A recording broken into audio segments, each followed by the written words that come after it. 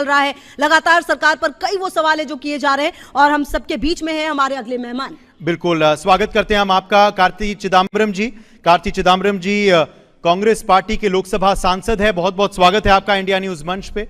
और इस अगले सेशन का बेहद अनोखा शीर्षक है, वह यही है कि ऑपोजिशन वर्सेस वन अपमनशिप। जी हां, विपक्ष की कहानी, विपक्ष की जुबानी आप सुनेंगे कार्ति जी से। बिल्कुल, और चलिए इस सेशन के लिए मैं चाहती हूं कि प्रिया हमारे साथ आए, editorial director News x.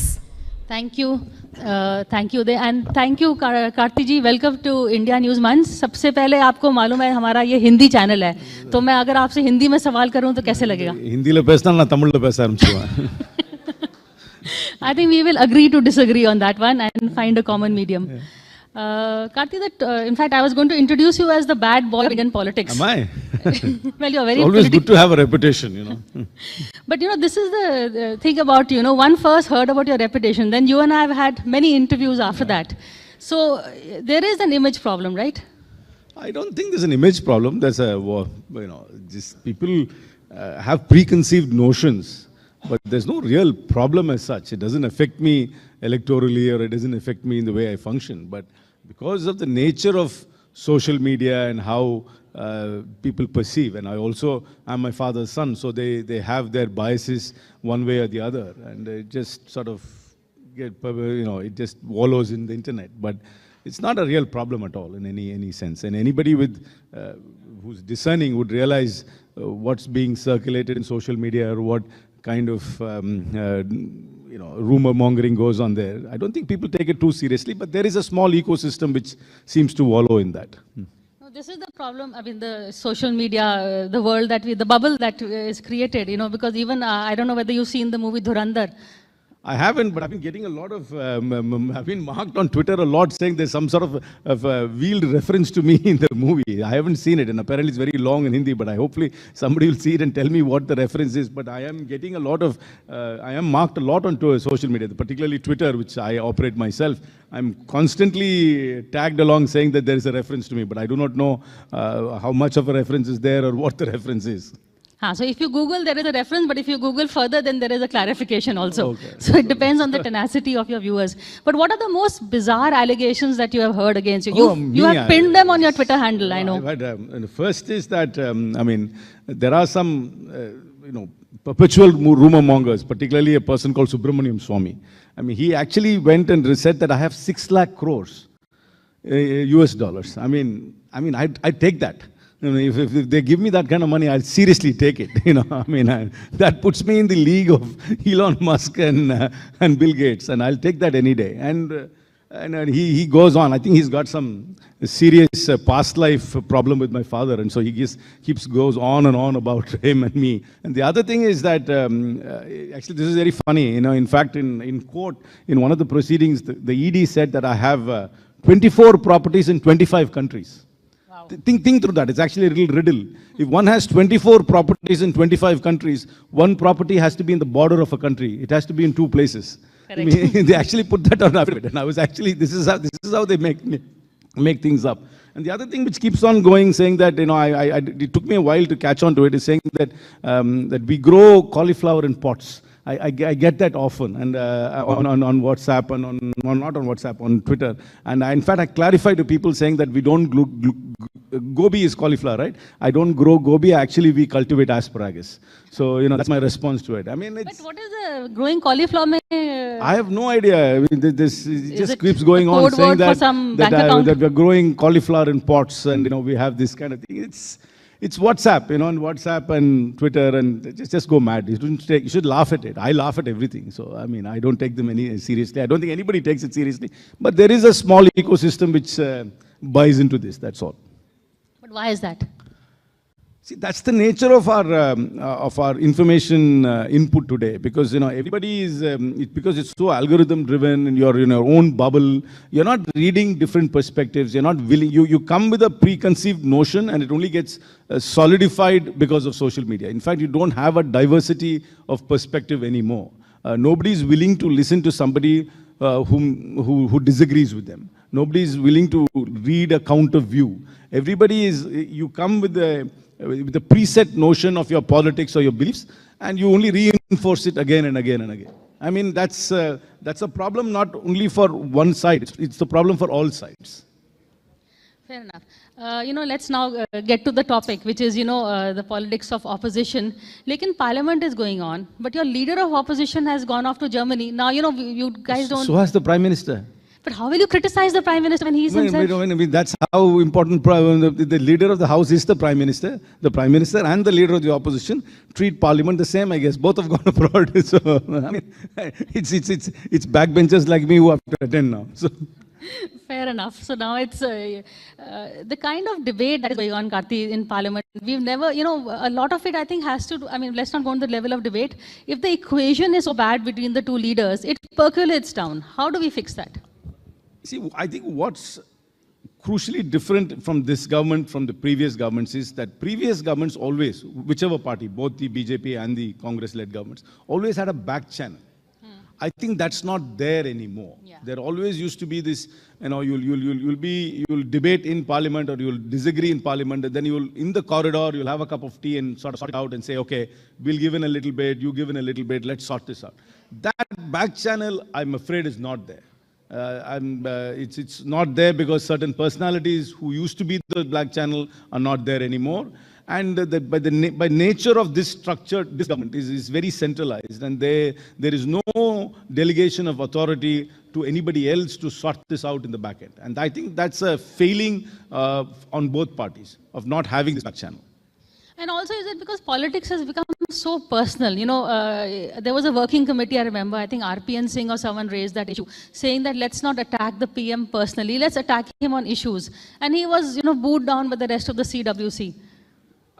I think because of social media, it's become very personal, it's very sharper, and you're not really talking issues, I've also seen criticism. The people sometimes in public are also surprised that people from opposition parties can be friends, because they think, it's so polarized, and they think it's so toxic, they think that people actually hate each other. That's not true. I know a few of my colleagues got trolled because they attended a wedding, and they participated in a Sangeet, and I saw a whole slew of comments saying that, oh, we are fighting for them, and look at them all sort of fraternizing with each other. Yeah. And I was actually surprised by that comment. What do people expect? Do they expect that people should carry their ideological or party position differences onto their personal space as well?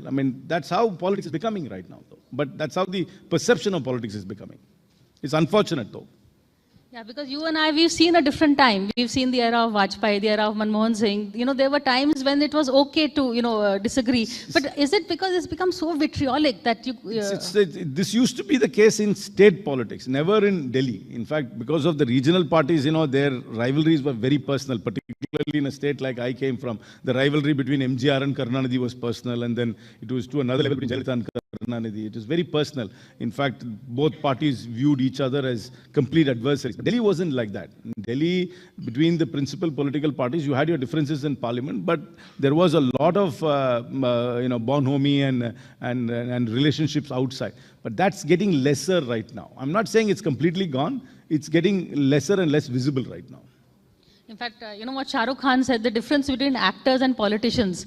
Actors are very nice to each other in public, but then they bitch about each other behind their backs. With politicians, it's the opposite. Possibly. I don't think this personal acrimony which people perceive that we have for because of our debates or of our positions actually spills over too much to our private time and personal time. So are you happy with the winter session that, debates are at least happening? It's been okay, but we are talking about, as I said, and I even tweeted about it, I said while we are discussing loudly about history, the present is slipping away quietly. I think the government doesn't have much of a legislative business, at least until today. I think they're going to rush through certain things. If you looked at the first 10, 12 days, 2 days went away in protest, and then we spent an inordinate amount of time talking about an innocuous cess bill on cigarettes and gutka, which should have perhaps been only talked for about an hour or so, but we talked for about a day in that. And then we went into this long, open house on Vande Mataram. and then we went on electoral reforms. So these are all motherhood and apple pie issues, which really are not necessarily to be spent so much time in Parliament. I would have been much more happier had we spoken about the systemic failure which led to the Indigo fiasco, the fire in Goa, which are all contemporary issues. And there are also systemic issues. We don't spend time on that.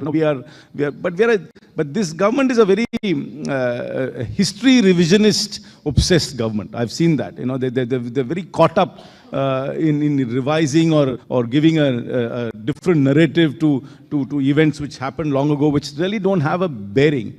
And we're not talking about ease of living, day-to-day issues enough, or finding solutions to day-to-day ease of living issues. That's my quibble with the entire political discourse we are having in India. And now there is a move to rename Narega also. I know, it's another tongue twister. This government comes up with names, which are real tongue twisters. I saw it something like VGG, Ramji or something. I don't even know what it means. I mean, I have to go and look it up. I mean, it's again, revisionist. It's only a matter of time before they want to perhaps obliterate the image of Mahatma Gandhi even in our currency. I'm not seeing that as very far-fetched. They're very, as I said, that they're very caught up in revising and giving a certain narrative, and instead of looking at substantive issues and which actually make a sense. I mean, these name changes are meaningless. Is it because we've had an overdose of the Nehru Gandhi names and so many decades of that there is? I mean, if that was wrong, you're a government of a difference. Why go through these tongue twisters? You should just come up with... to the tongue twister or the renaming? The renaming itself, and you should come up with new schemes and give whatever names you want. There's no point in renaming what is already there. I mean, if you want to come up with a new scheme, come up with a name which you think is appropriate. But why go back to what's already there and rename it? In fact, the cost of renaming is expensive. Because you'll have to change everything, right from signboards to stationery. Why go through all that? Why go through all that trouble? What is the value add you're getting by rename? I don't understand that at all. And it also shows a bit of an insecurity by this government. I find this government to be very insecure. Even though they have such a large majority in Parliament, and they're a third-term government, but they are so insecure. They don't want opposition to raise issues of concern of the opposition. I mean, I wouldn't be this insecure. If I was a 3-time Prime Minister with a huge majority, I'd just let the opposition say what it wants to say, because I have the majority. I'll get my way in Parliament. I wouldn't curb it. I wouldn't be so coy about issues and things like that. But that insecurity I sense with them a lot. I don't know why, though. But there is also, do you feel that, this whole, there is an alternate politics of distractions, one would say, or a, different kind of narrative, because the work is getting done. They are passing their bills. The House protests, you guys lose out because you can't debate the important issues. Why are you calling for debate? For me, measure of work getting done is the average person's life getting better and easier. That is the real measure. It is not about your agenda of how history is being viewed, or what is your sort of your identity politics. I'm not interested in that politics. I'm interested in ease of living. Are we making life easier on a day-to-day basis for the average person in this country? Can we measure and say, is life easier today than it was 1 year ago, 10 years ago? That is the real measure of effectiveness in politics. Not this idea of a perception of a glorious past. I mean, we are too stuck in this idea of some glorious past which is going to come back again or something like that. I don't prescribe to that at all. Okay, ease of living. You have been following your debates. You've come up with some very, easy to implement and some very basic everyday suggestions. For example, what you said about the multiple KYCs. I really like that point. Yeah, see, multiple KYCs is a huge irritant. CIBIL score is another big problem. Everybody is affected by CIBIL scores. I mean, you go into a bank, and nobody knows how the CIBIL score works. It's a private company. We are not simplifying all those things. It's actually the average person who's getting affected. He can't get a loan. He can't get a credit card. He can't do anything without the CIBIL score. And if there's an error in your CIBIL score, you don't know how to correct it. These multiple KYCs, street dogs, and now there's another one coming up. I mean, I don't think people are paying much attention to it. They've introduced a notification which says that all chats have to be SIM bound, which means chats will only work if on phones in which the SIM is active and data is on, which means your WhatsApp won't work if they implement it. The companies are pushing back. WhatsApp won't work on Wi-Fi. And if you go abroad and you have another SIM and you're using your India Wi-Fi, that won't work, which people are not paying attention. You know, this is going to be such a huge inconvenience that if they do SIM binding, they're given the notification in end of November. The companies apparently have 90 days to comply. Funnily, they have exempt iMessage from it. Other than iMessage, WhatsApp, I think Telegram and a few other apps are all part of it. They say in order to prevent fraud, you have to have the SIM on your phone, and the SIM must be on, and the data must be through the SIM, which means it won't work on Wi-Fi. Then they're saying that any chat on a web platform will log out every 6 hours. So small businesses which rely on WhatsApp for businesses will have to log in and log out every 6 hours. See, these are all really inconvenient things which this government is bringing in, which people are not yet noticing. It's not yet implemented, you're not feeling it. But this is something which people must be very aware. If SIM binding happens, your WhatsApp won't work on Wi-Fi. You will not get your WhatsApp messages when you go abroad because your data is not on there. Your SIM and your data must be on. This is where I think this government misses the point. You know, they make these rules. The other day they wanted everybody to have that app which is going to do that, and then there was so much pushback they went away. So there's a lot of things which this government brings in the name of national security or which actually make life very, very inconvenient. This is going to be a big issue, and I think you as a news channel must have much more greater debate on the SIM binding which they have brought about. Thank you for flagging it. In fact, I think this is something we will look into. But we're out of time, so a couple of quick questions for you.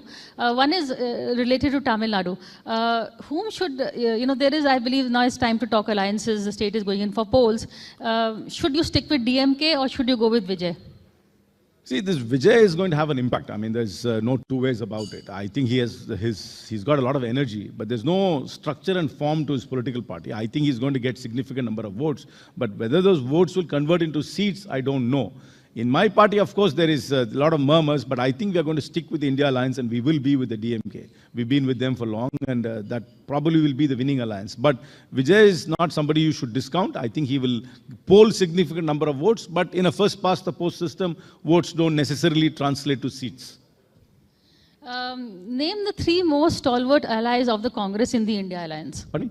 Who do you think are the 3 most prominent allies of the Congress in the India? At the moment, the DMK is perhaps the most steadfast. That's why I said 3. I knew one to DMK hoga. I mean, I think I would say Akhilesh Yadav's party and Lalu Prasad's party. They would say the 3 most solid at the moment. But alliances are fluid structures, you know. I mean, these are all depending on the time and the place, alliances will form and break. There's no hard and fast rule that political parties must always align with each other. If all political parties are always aligned, we might as well merge and become one political party. We will have differences and we will take decisions based on the situation. And that's normal. But there is a suggestion that everybody on your ally has some most of them are former Congress leaders also. Why not bring them all back? I think that will be very complicated. People who have tasted a little bit of freedom and independence don't necessarily want to come back and submit themselves to that. I have not really seen any successful breakaway wanting to come back, and I understand them for it. There is that you have that flexibility of running your own outfit, but at the same time having some sort of a larger alliance. I understand that logic. But there are some of your allies say that, you saw Sonia Gandhi's birthday party recently. Everybody came and sat there and cut the, they came out of, there was a lot of goodwill. The kind of goodwill she enjoys, Rahul doesn't enjoy. See, Sonia Gandhi is actually a remarkable politician. Yes. If you just step back and reflect, I mean, as a 19, 20-year-old, you move to a country which you do not know anybody other than the person you intend to marry. You don't speak the language, you come from a completely different culture, you come and integrate yourself with that family, live through that family, see 3 tragic deaths in a span of 11 years, 80 to 91, and then reluctantly take on a political role, and then resurrect the political formation, come to government. I think it's the most remarkable political story in the last 40 years. I mean, it's much more remarkable than anybody else. And I think history, when they write about her, will realize how transformative she's been for herself and how much she's achieved. I mean, can you imagine a young 19-year-old Indian girl going to another country, perhaps marrying into a prominent family there, but actually moving up the political ladder and actually holding such a diverse political structure together? I think it's a very, very remarkable life, and history will judge her very, very differently, and history will give her a place which is due to her. Last question: do you regret not knowing Hindi? You know, because well, I don't regret it, but I mean, it's not a regret because I never had an opportunity to learn it, and there's no necessity. And now I'm here on and off.